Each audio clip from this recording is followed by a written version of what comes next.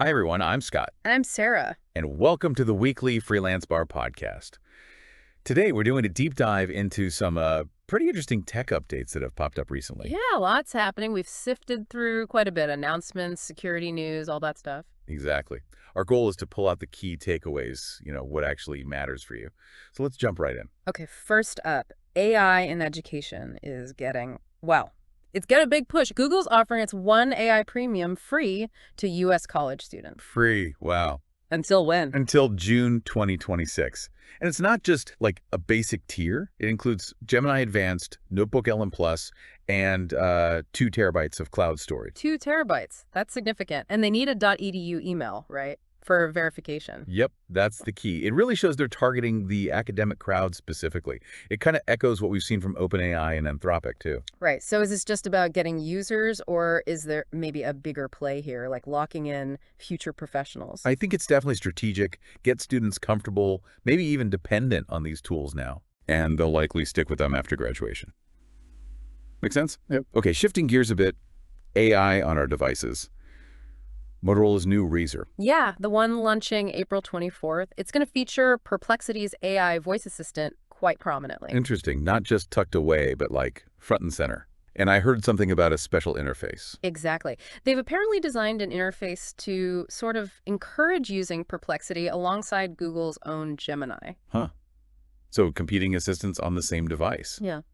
Could that become common? Well, the fact that Perplexity is also reportedly talking to Samsung suggests they're really aiming for broad mobile integration. So, yeah, maybe. It raises questions for you, the user, right? Do you want one main AI or like specialists? Yeah, good question. And speaking of AI, let's talk data. Right. Wikipedia is taking a stance on all the data scraping. Oh, yeah. What are they doing?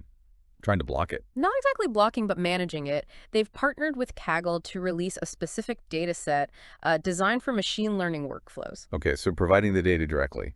Pretty much. It's structured content, English and French for now, and openly licensed. It helps the AI community get what they need. While maybe taking some load off Wikipedia's own servers from all the scraping bots. Smart. Definitely a dual goal there. Now, sticking with Google for a second, Gemini Live, remember that The feature? screen sharing part, yeah. Wasn't that only for like the newest Pixel and Samsung phones initially? It was, but apparently the feedback was really positive, so they're making it free for all Android users now through the main Gemini app. Oh, wow. That's a quick turnaround. When does that start? They said the rollout begins today, actually, and will continue over the next few weeks. Shows how user feedback can really shape things fast. It does. Okay, let's switch to something a bit more. Uh-oh. Security. A WooCommerce plugin vulnerability. Yes, this one's pretty serious. It affects the drag-and-drop multiple file upload for WooCommerce plugin. Over 6,000 sites use it. 6,000. Oof. What's the risk? An unauthenticated attacker, meaning anyone, really could move files around on the server, including, critically, the wp-config.php file. Which basically holds the keys to the kingdom for a WordPress site. That could lead to a full site takeover. Exactly. Remote code execution, the works. The researcher Fat Rio found it, and the root cause was improper validation of file paths. Is there a fix? Please tell me there's a fix. Thankfully, yes. Version 1.1.5 is patched. If you're using this plugin, you need to update, like yesterday. Seriously crucial. Absolutely. Okay, another security-related item, but maybe less alarming. Windows 11 users seeing an empty inetpub folder. Right. Some people might have noticed that just appearing. It sounds weird in empty folder, but it's actually intentional. Intentional. Why? It's part of a security patch from a recent update. It's needed to fix an elevation of privilege vulnerability, basically helps stop bad actors getting more access than they should. So don't delete it. What if someone already did? Good question. If you deleted it, you can get it back by going into Windows Features and enabling Internet Information Services, or ISA. It'll recreate it.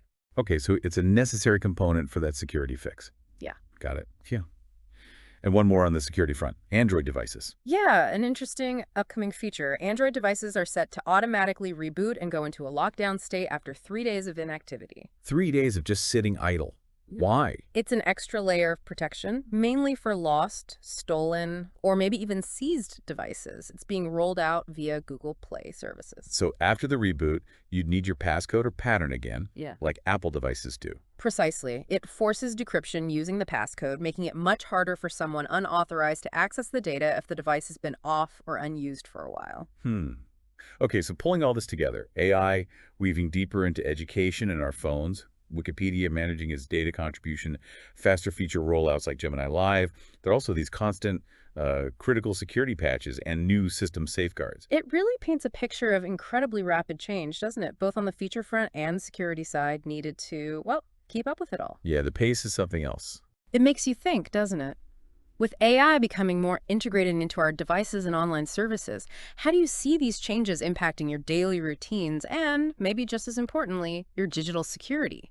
Something to ponder. Definitely food for thought. That's all for this week. Remember to follow us on YouTube, bluescanx.com for hourly news updates. Stay connected.